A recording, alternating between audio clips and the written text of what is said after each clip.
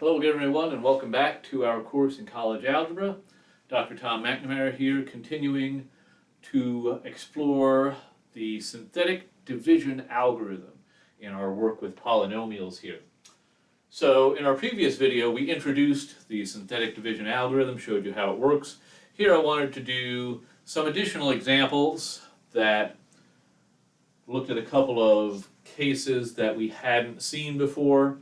And I wanted to talk about two important theorems, the factor theorem and the remainder theorem. Let's start out with this, okay?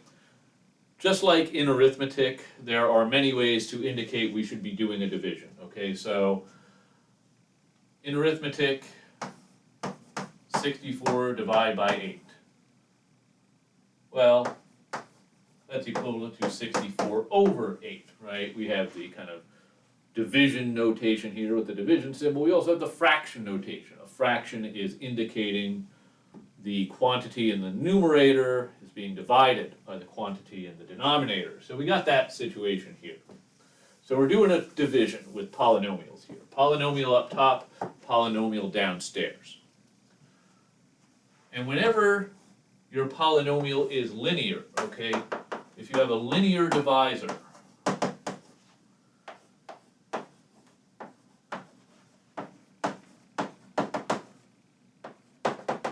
you can make use of the synthetic division process. Okay, it's very easy. We saw it in the last video. If your divisor is not linear, then you need to use the long division process. We'll talk about it a little bit later. Okay, so we put the notch. 2, -1, -4, and 7. Leave a blank line. Now, remember, these are the coefficients from our polynomial. And remember, we have to put them in descending order according to the powers of x. Fortunately, they are in order as we see them right here. So 2x cubed minus 1x squared minus 4x to the first, and a 7x to the 0. Out here, I'm going to put -1/2. Okay, why -1/2? Shoot. Okay, why -1/2? Well, what you need to do is think, what value of x makes this statement true? What value of x makes 2x plus 1 equal to 0? Well, easy equation to solve, subtract over the 1, divide by 2, you get -1/2. So -1/2 is the number that should go in the notch. Now that we've got the setup all squared away, we go through the synthetic division process. Drop down, multiply, -1, right? -1/2 times 2 is -1. Add, -2. Multiply, +1, right? Because two negatives make a positive, and 1/2 times 2 is 1. -3. +3 over 2. And of course we know how to add fractions, right? We treat this as a fraction, 7 over 1. 7 over 1 plus 3 over 2. What do you do when you add fractions? Well, you got to get a common denominator. Common denominator in this case is 2. 7 over 1 becomes 14 over 2, plus 3 over 2 is 17 over 2. So the quotient from this operation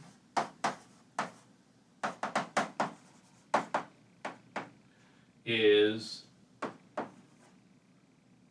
this right here. Remember, these guys are the coefficients of the quotient. There's your constant, there's your coefficient of x, there's your coefficient of x squared. And the remainder is 17 over 2. Okay? So, quotient, remainder. So, remember, you can do the synthetic division process when this is a fraction. That's fine. Okay? And if your polynomial, if your divisor is looking like this, you may end up having a fraction out here. So don't get thrown off by that. You know how to do arithmetic with fractions, Okay, so there's nothing harder about this case than in the case that we looked at in the last video. Okay.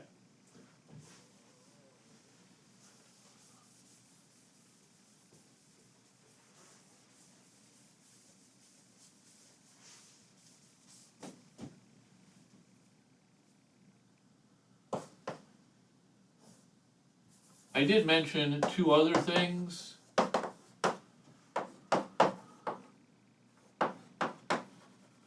One of them was the factor theorem, and it's very easy to remember.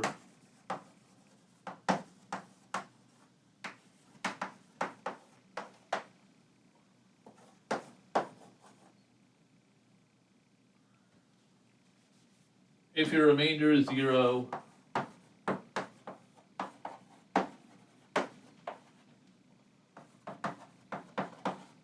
you have found a factor. Okay. If your remainder after you do the division is 0, then you have found a factor. And this corresponds to what we already know from long division. Okay, so if I were to do something like this, 5 divided by 135. Okay, 5 goes into 13 twice, got a 10 there. With the 3 left over, bring down the 5. 35 goes into 5 7 times. With 0 left over. So 135 equals 5 times 27. In other words, 5 is a factor of 135, and the division has helped us find the other factor. So remainder of 0, you found a factor.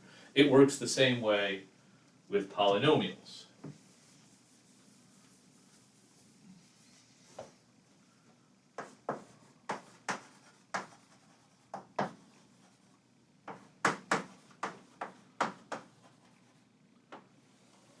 Here's a handy tool, the remainder theorem.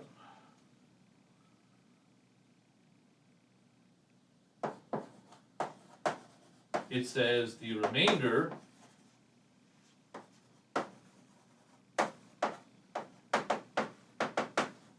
when dividing your polynomial p of x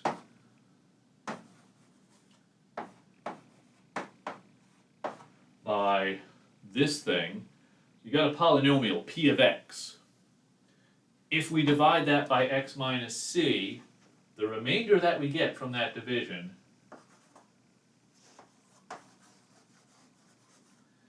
is equal to what you get from plugging c into your polynomial, okay?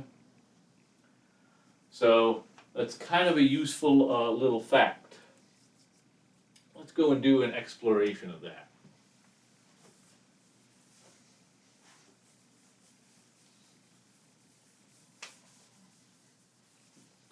Okay, so let me go and pull an example from a textbook that I have sitting over here.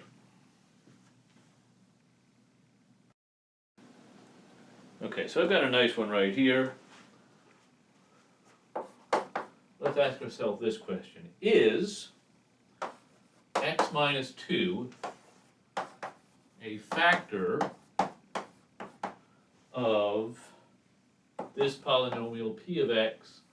Let's go down to the next line. P of x equals x cubed minus 2x squared plus 5x plus 6. Okay, is x minus 2 a factor of this polynomial? Well, let me do a quick check here.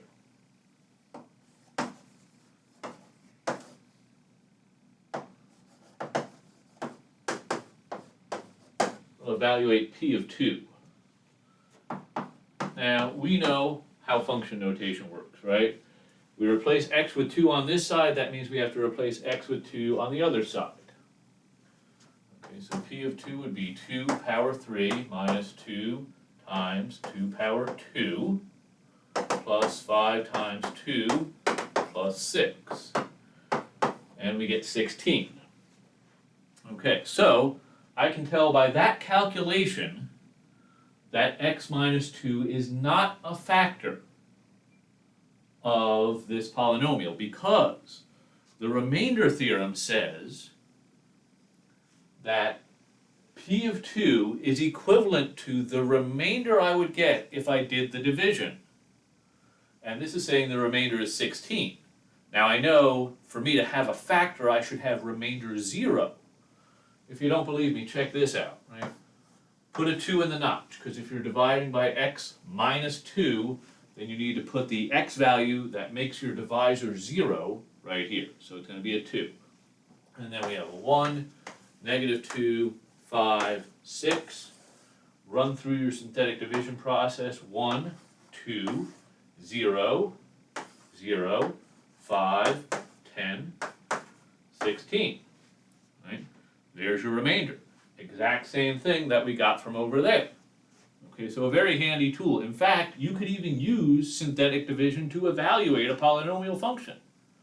Just put your input value here, run through the synthetic division process, and the remainder is equal to the output.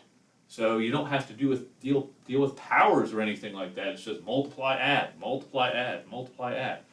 So the factor theorem and the remainder theorem are actually quite handy. And you can kind of use them either way. If you want to know, okay, is this thing a factor? Well, what I would do is either this or this, looking for what I get at the end. If I get 0, then yes, I have a factor. If I don't, then I know I don't have a factor.